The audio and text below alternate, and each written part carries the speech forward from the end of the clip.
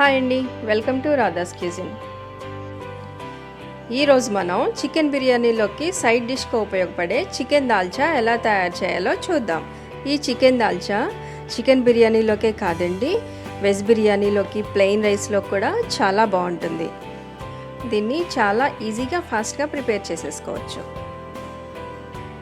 దీనికోసం ముందుగా స్టవ్ వెలిగించి ఆయిల్ పాట్ పెట్టి పాట్లోని ఆయిల్ వేడైన తర్వాత బిర్యానీ ఆకు, దాల్చిన చెక్క, లవంగాలు, 2 యాలకులు, 1/2 టీ స్పూన్ ఆవాలు, 1/2 టీ స్పూన్ జీలకర్ర, 2 ఎండుమిర్చి, కరివేపాకు వేసి తాలింపును వేయించుకోవాలి. తాలింపు వేగిన తర్వాత దానిలో ఉల్లిపాయ ముక్కలు వేసి పచ్చివాసన పోయే వరకు వేయించుకోవాలి. ఉల్లిపాయలు పచ్చివాసన పోయిన తర్వాత దానిలో చికెన్ వేసి ఒకసారి మొత్తం కలుపుకోవాలి. తర్వాత దానిలో కచ్చాపచ్చాగా దంచిన అల్లం, కచ్చాపచ్చాగా దంచిన వెల్లుల్లి వేసి మొత్తం ఒకసారి తిప్పుకోవాలి. తిప్పుకున్న తర్వాత దీనిలో 1/2 కప్పు నానబెట్టుకున్న శనగపప్పు, 1/2 కప్పు నానబెట్టుకున్న కందిపప్పు వేసి మొత్తం ఒకసారి కలుపుకోవాలి.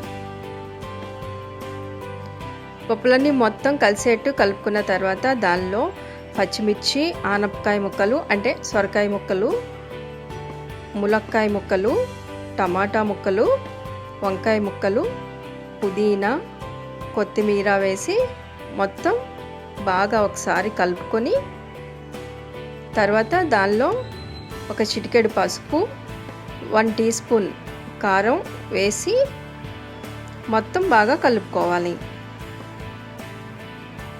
ముక్కలన్నీ బాగా కలుపుకున్న తర్వాత దానిలో ఉడకటానికి సరిపడినన్ని నీళ్లు పోసి మీడియం ఫ్లేమ్లో వీటన్నిటిని ఉడికించుకోవాలి.